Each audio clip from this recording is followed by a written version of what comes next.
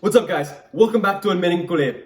I just got back from school, and obviously, we started discussing today's topic of the day, Lionel Messi's, and we just kind of felt like we had to get out a few more ideas that we were discussing. So this is basically a Merengue Culé exclusive on Lionel Messi.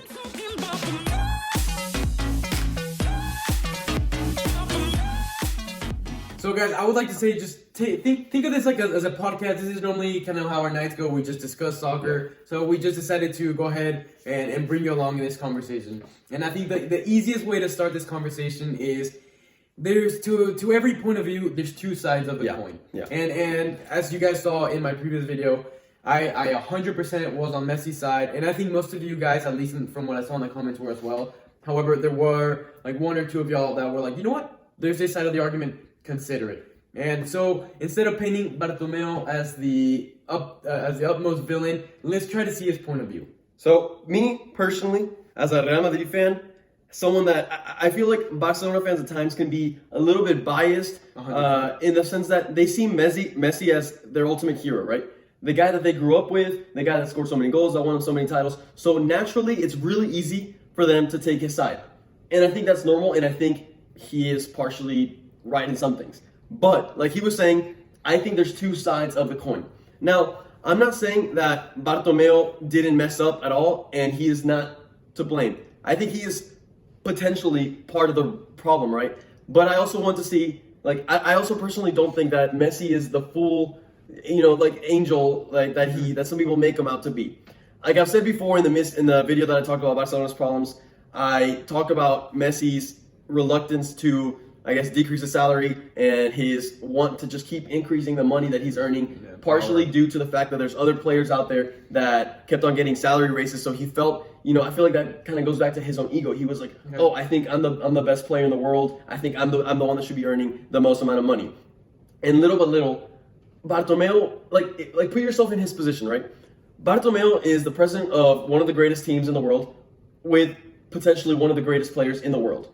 He is in no stance to say no to him, in the sense that if that's what the best player in the world demands for you, you want to keep him happy. You're just trying to do, I'm trying to put myself in his perspective. He's trying to do what he thought was best for Barcelona, which was keep the best player in the world. Yeah. So what happens when the best player in the world comes to you and says, hey, I want more money? Yes, you can be hard and you can think about the future, which is kind of what I was arguing about in my video, which was like Bartomeu didn't think about the future and how the repercussions could have of him giving Messi a salary raise. But, I think he was trying to say, you know what, I think, Messi is the best part of our team. We need him. So, sure, if that's what you need, sure. And that's where I kind of start to see a manipulative type Messi, right? Because he keeps, I feel like I'm sure Messi was aware of how much money he was asking Barcelona to pay him. Like he knew, in the relative grand scheme, how much money that was. And I'm sure Messi thought of the repercussions. I'm sure he didn't fully think of the repercussions, but I'm sure it crossed his mind. Do you have anything to add to that? Yes. So I want to go back to what you said about Bartomeu and how he might not be the root of all evils. Yeah. I think personally, speaking of my own opinion, I think if the media that I watch, that I read, if they had never painted him as the bad guy, if they had never brought up the idea of Barcelona's board of directors being the cause of all, if not a lot of our problem, I never would have pointed a finger at them. I never would have considered, maybe I would have argued, part of the success we had years ago, right, with Piqué, the Vacas Sagradas that are still here, they were doing so good for so long, and as a club, if nothing's wrong, don't change it. So we refused to give younger players a shot, newer players a shot, and it just became that same team year after year after year, and it worked out so well. And they got to a point, because they're all similar age, where their level started to decline, and that was probably, a year or two ago, and we were able to still cruise by, still win some trophies until it kept on getting worse and worse, and then this Bayern team that had every power to expose just picked up the rug, and everything we had been sweeping under the rug was exposed and brought to daylight. Yeah. So in that sense, Bartomeu, the board of directors, they planned that wrong, but I do see I mean, there was such a good team. Like, Yeah. you know, if nothing was wrong, don't break it. Now, can I real quick? Yeah. If I ask you, what was the turning point in Barca? What was the moment that defined the turning point of them From starting to good go to bad? downhill? What moment would me- you pinpoint? For me, it's simple. When Neymar left. Exactly When what he I was left. gonna say. Now hold on. Is Bartomeu really the one to blame? Listen, hear me out. His planification was going fine. Mm-hmm. He had a team that he had Messi as the root of the success, with a Neymar developing him to take over the team and to take over Messi's role. Young, talented, everything that you would ever wanted for a player to take over. You have the attack covered. And exactly. And then so his mind was like, I have the next 5 years to build the midfield and the defense. Mm-hmm. Now what happens? Out of nowhere, Neymar's ego comes to him and he wants to leave Barcelona because he wants to be the best player in the world and Messi's shadowing him. Bartomeu could have not predicted this. Like this is out of his reach. And so what happens? He tries to retain Neymar, but he obviously can't. And PSG has too much money and this whole cycle. Everyone knows what happened, right? Neymar leaves and now Bartomeu is left with so much money. Filling holes. 300 million. Fill his hole, not so many holes. Fill Neymar's, the hole that he left. So who does he go and get? Coutinho. And actually, Coutinho started the talks before Neymar left.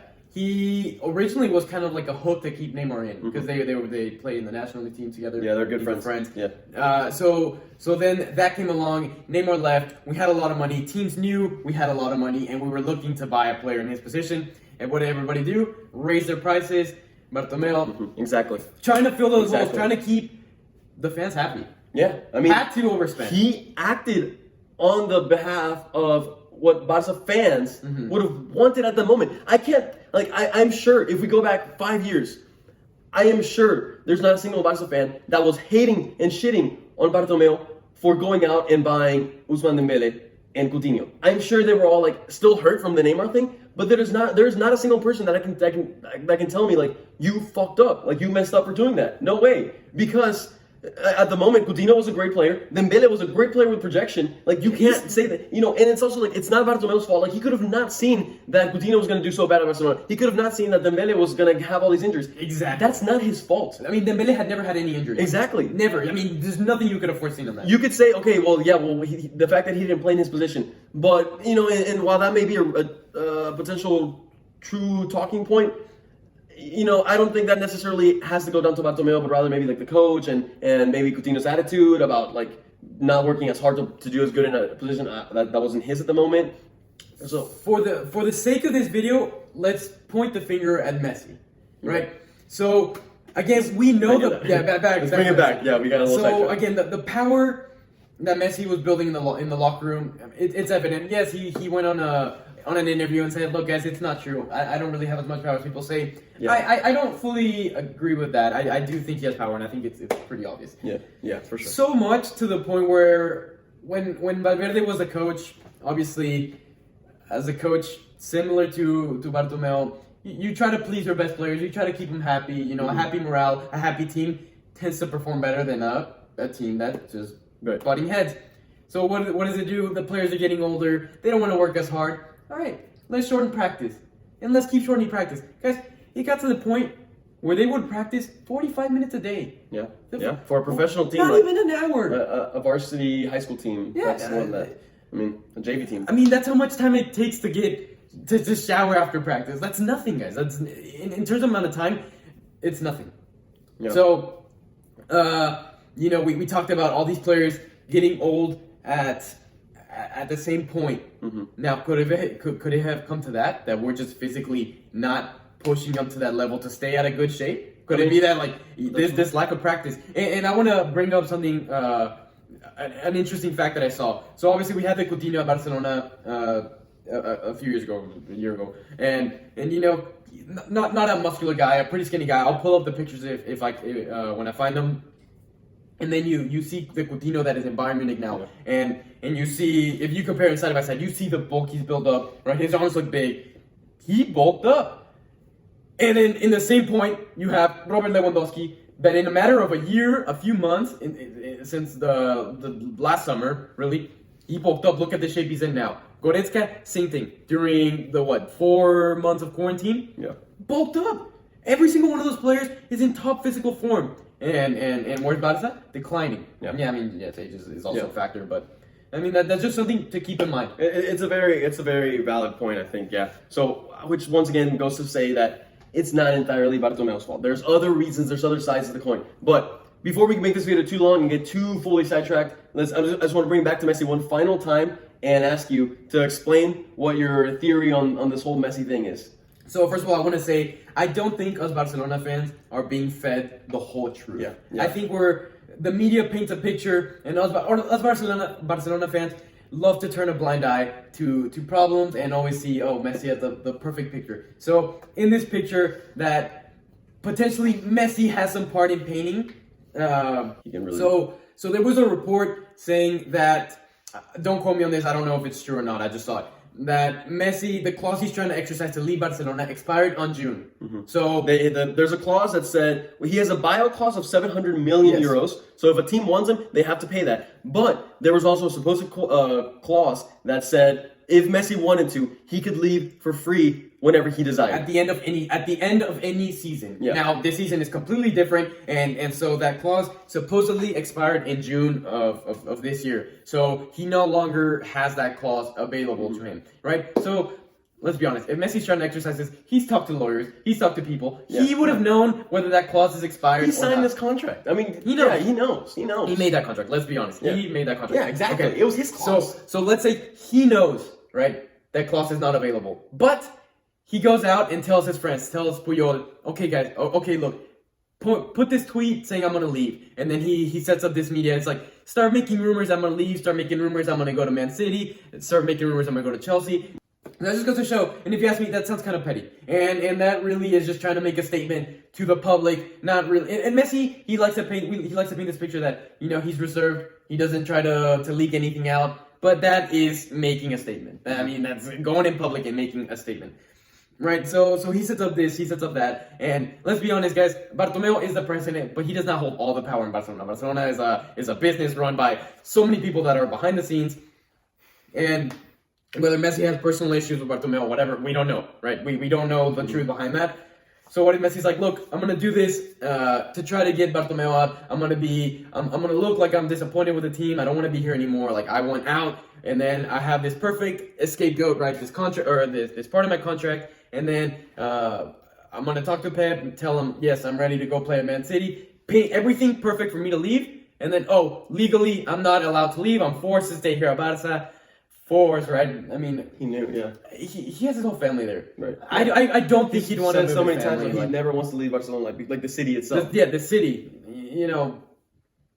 And I mean, I don't know, maybe he got with some people, again, behind the scenes, stuff that isn't leaked for once, right? Because everything happens to be leaked at the perfect time. And he's like, look, we'll paint the picture to the public, but deep down, if we're doing this to get Bartomeu out. Yeah. I think it's such a possible truth. It's such a possible theory. What he knows, what in his eyes what needs to happen is Bartomeu. And personally, I think Messi has always, used other people to cover his faults. Yeah. I mean, okay, what reasons does Messi have to leave? You know what? Let's cover what reasons does Messi have to stay. First of all, he's getting a shit ton of money. $70 million a year, or euros a year. I don't know if Man City could equal that, could raise that. I don't know. Truthfully, I don't know. I think they have about 300 million for transfers open. So maybe they could do that, right? He's got his family here. He has his life set up here. He loves Barcelona. I mean, that's no secret. He wants the best for them. And if he can do what's best for them, like if he can help the team transition and thrive, which he obviously can, then he would stay. Yeah. I don't see enough of a reason to leave, like, oh, I want more silverware. Yes, he's a competitive athlete. I mean, that is an argument, but I don't think it trumps the other arguments. Perhaps. And just because of everything he's always said about Barcelona, how it's the club of his life, like to think that he would just backstab him like that, it seems a little off to me. But anyways, I mean, I think we've basically discussed the big bulk of what we wanted to say. Guys, I think this is a potential truth, the other side of the story. If you agree, I know we potentially said a lot of controversial things because we're basically taking the blame out from Bartomeu and slightly putting it on Messi. This video was putting the blame on Messi. Yeah, straight up. Trying to see the other point of view. So I know a lot of people may not agree with this, but also I feel like we're gonna be a little bit unexpected with the amount of people that may agree with this. So, anyways, guys, if you agree with what we said, if you have anything to say, please let us know down in the comments. Hit the like button and share this video. I think this is a video that there's many people, not just Barcelona fans, but many fans just of soccer out there in the world that aren't aware of all the truths and all these things that happen behind the scenes. So I think I would really appreciate it if you guys shared it with other people that, have any knowledge in this, or, may need to have a little more knowledge in what's actually going on. With that being said, guys, if you are new to the channel, please go check out our other videos. We have a lot of reaction videos and analysis videos. And then with that being said, do you have anything else you want to add? I think it's just important that everybody considers both sides of any argument. Yeah, I think it's very true. Guys, I hope you have a wonderful day, and we will see you guys later. Peace out.